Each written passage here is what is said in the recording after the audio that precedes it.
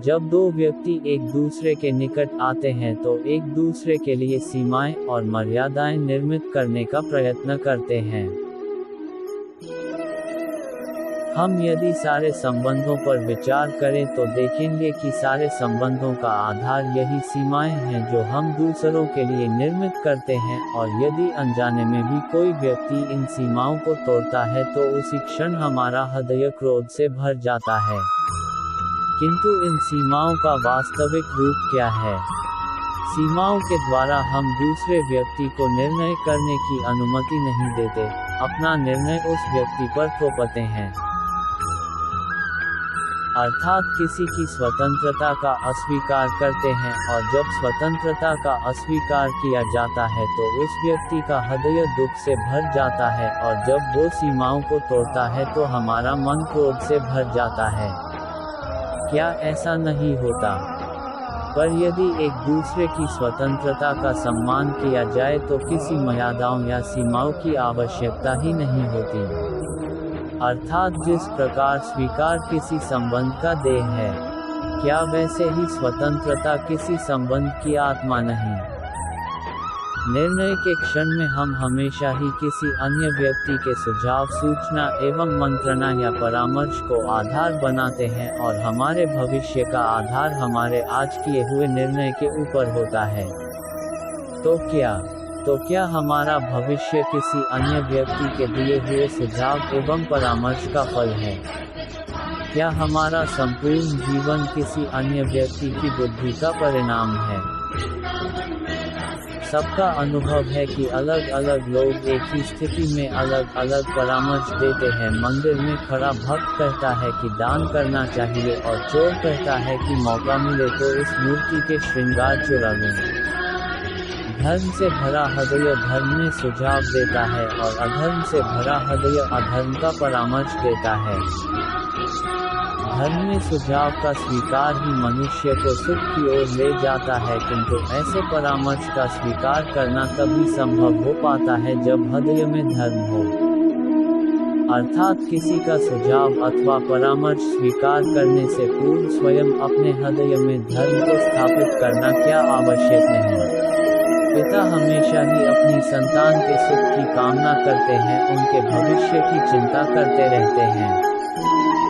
इसी कारणवश ही अपनी संतानों के भविष्य का मार्ग स्वयं निश्चित करने का प्रयत्न करते रहते हैं।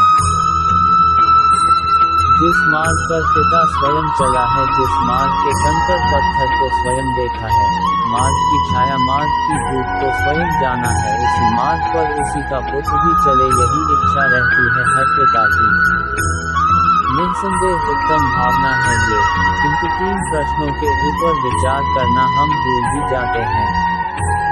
कौन से 3 प्रश्न? पहला, क्या समय के साथ प्रत्येक मार्ग बदल नहीं जाते? क्या समय हमेशा ही नई चुनौतियों को लेकर नहीं आता? तो फिर बीते हुए समय के अनुभव नई पीढ़ी को किस प्रकार लाभ दे सकते हैं? दूसरा, क्या प्रत्येक संतान अपने माता पिता की छवि होता है? हाँ, संस्कार तो संतानों को अवश्य माता पिता देते हैं, किंतु भीतर की क्षमता तो स्वयं ईश्वर देते हैं। तो जिस मार्ग पर पिता को सफलता मिली है, तो विश्वास है कि उसी मार्ग पर उसकी संतानों को भी सफलता और सुख प्राप्त होगा। तीसरा, क्या जीवन का संघर्ष और चुनौतियां लाभकारी नहीं होती?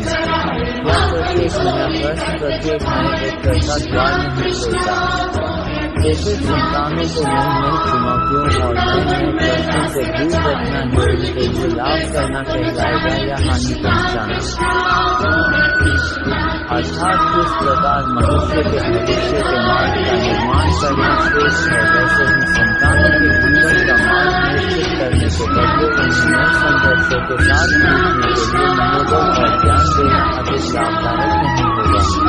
सबके जीवन में ऐसा प्रसंग अवश्य आता है कि सत्य कहने का निश्चय होता है हृदय में, किंतु मुख से सत्य निकल नहीं पाता। कोई भय मन को घेर लेता है, किसी घटना एवं प्रसंग के विषय में बात करना या स्वयं से कोई भूल हो जाए उसके बारे में कुछ बोलना। क्या ये सत्य है? नहीं, ये तो केवल तथ्य है।